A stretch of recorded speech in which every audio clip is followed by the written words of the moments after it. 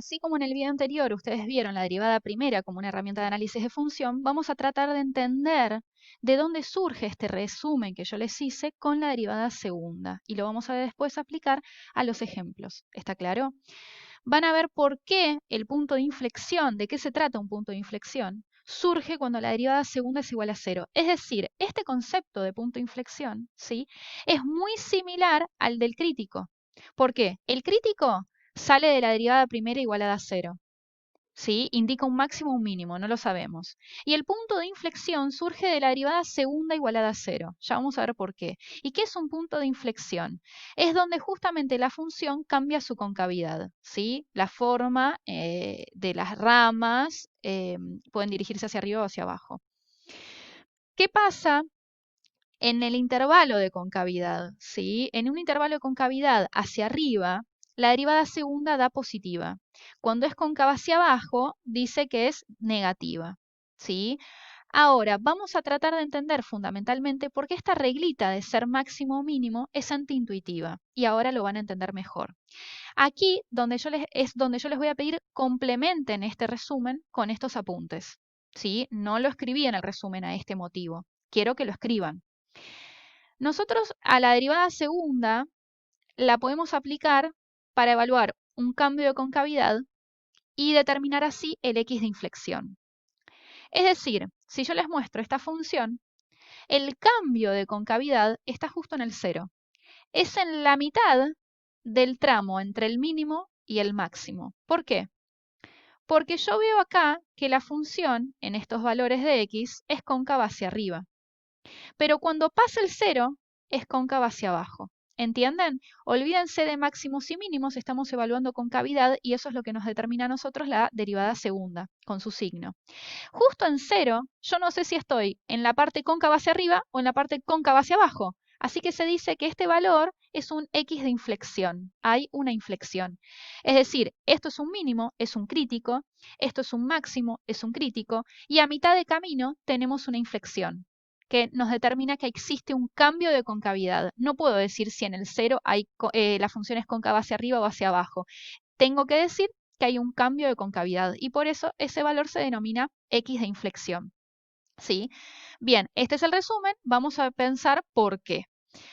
Bueno, ustedes vieron que si tenemos un crítico y lo reemplazamos en la derivada segunda, el signo de este resultado, ¿sí?, de la derivada segunda especializada en el crítico, nos va a decir si es un máximo o un mínimo. La regla no es intuitiva y vamos a ir directamente al motivo. Observemos este dibujo. Quiero que piensen, no lo escribí, ¿sí?, pero quiero que ustedes escriban la derivada segunda, pensarla como un tipito, ¿sí? Un señor, yo puse acá el dibujito, y ese tipito se va a parar en los valores que nosotros le indiquemos. Parémonos, yo acá lo que voy a hacer es mostrarles por qué en un máximo la derivada segunda da negativa y por qué en un mínimo, en un x crítico mínimo, la derivada segunda da positiva. Observen el tipito que está en un punto mínimo. ¿Están de acuerdo que este es un mínimo? ¿Sí? Es el punto más bajo. Aquí es un mínimo. Bien. En ese caso, yo le pregunto a este señor, ¿qué ves? Y él me responde, mira, yo miro para la izquierda y veo que la función sube. Miro para la derecha y veo que la función sube. Es decir, yo veo que todo sube, ¿no? Ustedes también, si se paran acá en un pozo, en un punto mínimo, ¿sí? Ustedes van a ver que todo lo demás, las paredes, están hacia arriba, ¿no? Eso significa que como todo sube, es porque la derivada segunda es positiva. Entonces, este señor está en un mínimo. Ah, les gustó, ¿eh? ¿Ahora entienden esta reglita que está en el resumen y que es al revés, como me dicen ustedes? No es al revés. Tiene razón. Cuando estás en un máximo, perdón, vos vas a ver que todo sube, perdón, que todo baja. Y por eso la derivada segunda es negativa. Si vos estás en un punto mínimo, vas a ver que todo sube, y es decir, la derivada segunda es positiva. Ahora sí, ¿no? Mejor. Miren este tipito, está en el punto máximo. Le preguntamos, ¿qué ves? Mira, yo miro para la izquierda, veo que la función baja. Miro para la derecha y veo que la función baja. Bueno, ¿ves que todo baja? Sí, ¿y por qué? Porque estás en un máximo. Y eso significa entonces que la derivada segunda es negativa. ¿Por qué? Porque todo baja. ¿Se entiende? Bien, ahora vamos a analizar el tema de la concavidad. Destaco, chicos, sí, yo acá me había equivocado. La concavidad, sí, es hacia arriba será positiva, el signo de la derivada segunda, y hacia abajo la derivada segunda va a dar negativa. Observen por qué. En este intervalo que viene de menos infinito a cero, ¿sí? La función es cóncava hacia arriba. La derivada segunda, que es este tipito, ¿sí? Que se va parando en cada uno de los tramos, me va a decir, ¿sí? Que está observando que en este valor, en el mínimo, todo sube. Entonces, es una derivada segunda que es positiva. ¿Y qué sucede? A lo largo de todo este intervalo, ¿sí? Uno observará que los valores de la derivada segunda será positiva, ¿sí? Bien, eso entonces indica que la función es cóncava hacia arriba, ¿sí?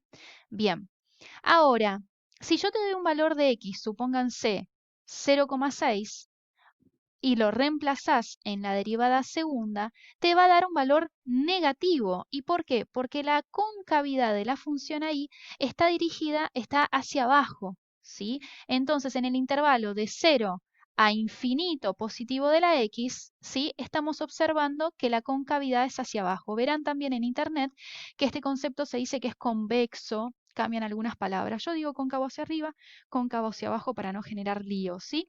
Principal, es fundamental en realidad entender que acá hay un señor, ¿sí? Que se para y te dice que ve todo para arriba. Entonces la derivada segunda en este punto, ¿sí? En este crítico, es positiva. Entonces ya hemos entendido qué sucede en el mínimo, qué sucede en el máximo. Ahora vemos el comportamiento de las derivadas segunda a lo largo de un intervalo, que si es positiva indicará que es cóncava hacia arriba y si es negativa indicará que es cóncava hacia abajo, ¿sí? Bien, ahora, ¿qué pasa en el valor cero de esta función? ¿Sí? Justo en este caso, no generalicen, no es siempre en el cero. Sucede que obviamente tenemos aquí, ¿sí? Al señor que le pedimos por favor parece en el cero y le preguntamos, ¿sí? La función en este valor, ¿es cóncavo hacia arriba o hacia abajo? Y en realidad él ve que hacia allá, ¿sí? Hacia valores positivos, es decir, mayores a cero, ve que la función es cóncava hacia abajo. Y cuando observa, ¿sí? Y mira hacia la izquierda, ve que a valores anteriores al cero, ¿sí? Anteriores sin incluir el cero, observa que la concavidad es hacia arriba. Entonces, en este valor, nosotros decimos que hay un cambio de concavidad y sucede que hay una inflexión en el valor x igual a cero. ¿Se entiende? ¿Sí? Ese entonces es el motivo principal por el cual nosotros decimos que el punto de inflexión surge cuando la derivada segunda es igual a cero. No podemos evaluar una concavidad en un valor donde anula la derivada segunda y es debido a eso también que nosotros vamos a tener máximos y mínimos cuando la derivada segunda es positiva y negativa respectivamente. ¿Sí?